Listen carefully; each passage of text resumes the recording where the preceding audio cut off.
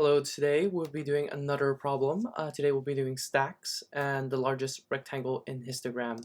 Stack is the most efficient way to do this particular problem because there are, once we see this particular image, we can figure out different ways of doing it. So these are indexes, 0 through 6.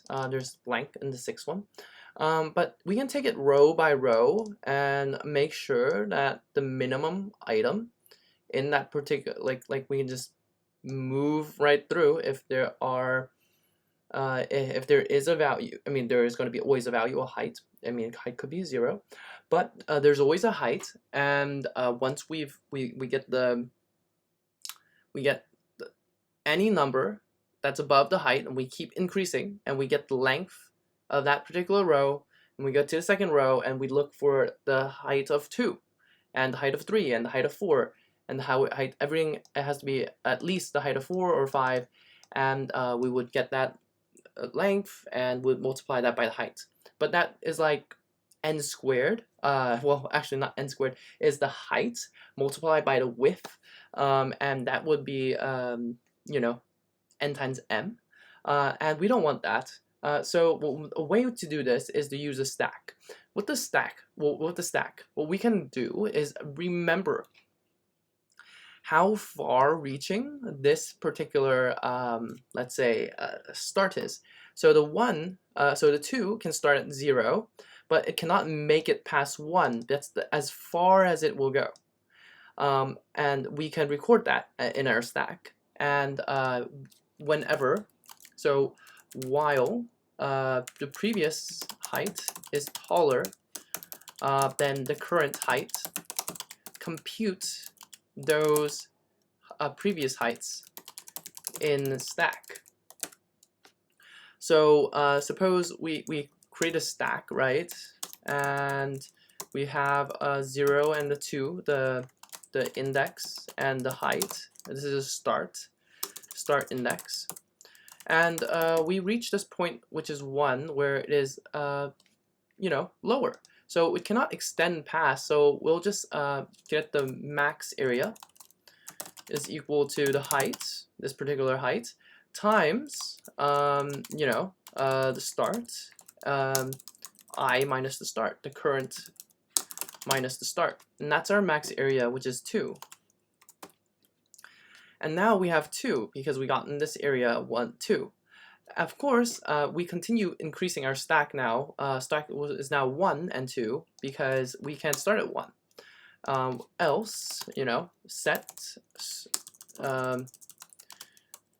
then set start to previous index, start index, and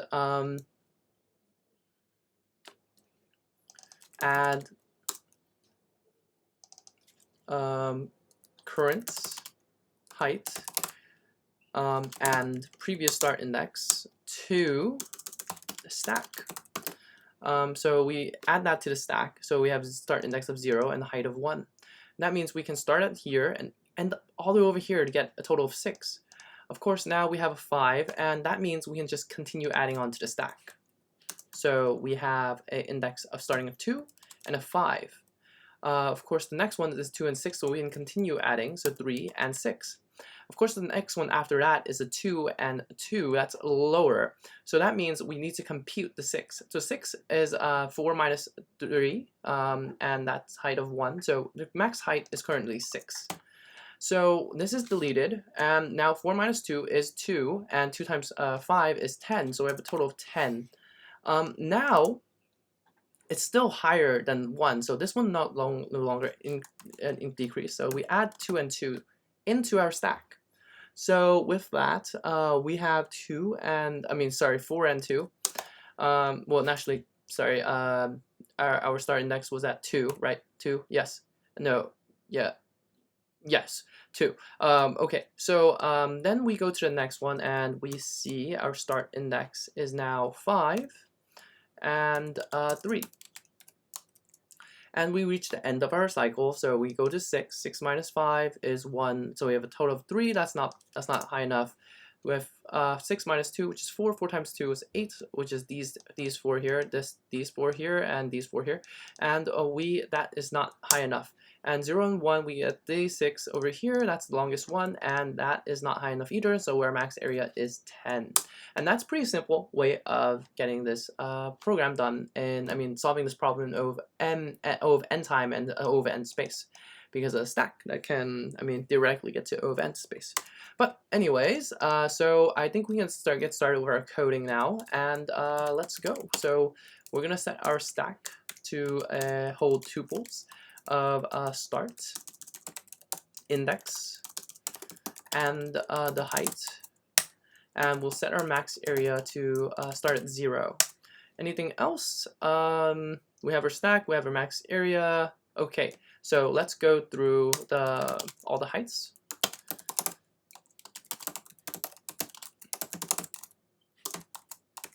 So let's set the start equals I, and let's set our while loop. So while there's a stack, and there's the previous height, stack minus 1, 1, so the most recent height, is greater than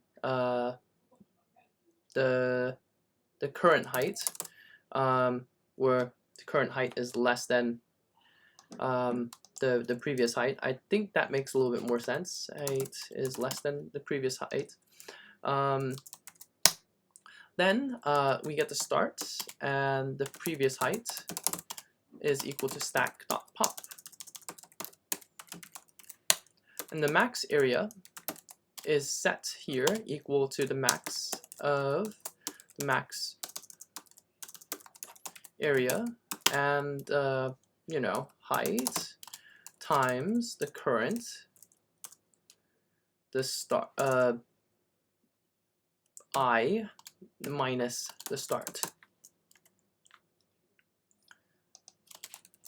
I think current equals start equals I. I think that makes a little bit more sense for us in terms of, you know, verboseness. Let's set, once that is done, stack can dot append the new start and the height. Oh, this is the previous height, right? And that's it. So lastly, we just need to finish this off by eliminating the rest of the stack. So while stack start and height, let's just set start height equals stack pop, and max area equals the same thing, max of max area, but this time we multiplied this by the length of the heights. This is our maximum length, which we have reached at the end, minus the start. And with that, we can return the max area.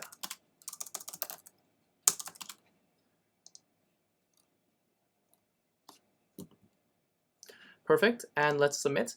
Right, so I think start index might be a better, like, for long term. Like, I mean, just be more verbose. We should do this instead, because, we should do that, because, well, I mean, it's just much more verbose, and that verboseness helps, that verboseness helps us current index into, when we see this code again, we know exactly that this is the start index and current index, and we don't have to think about what start and current means. About this previous height, does this play into our, like, story about what we're looking at? And I think so, because we're looking at the previous heights, and we have current, and we have different states, and yeah, I think that plays into it very well. I'll just have to look at this code in the future and think about it some more. And I hope you enjoyed this video. I hope you learned something today, and if you did, like and subscribe, And if you want more videos, check the link in the description below. It's very weird that the verboseness of the made this, like, well, slower. Anyways, alright, see you in the next one. Bye.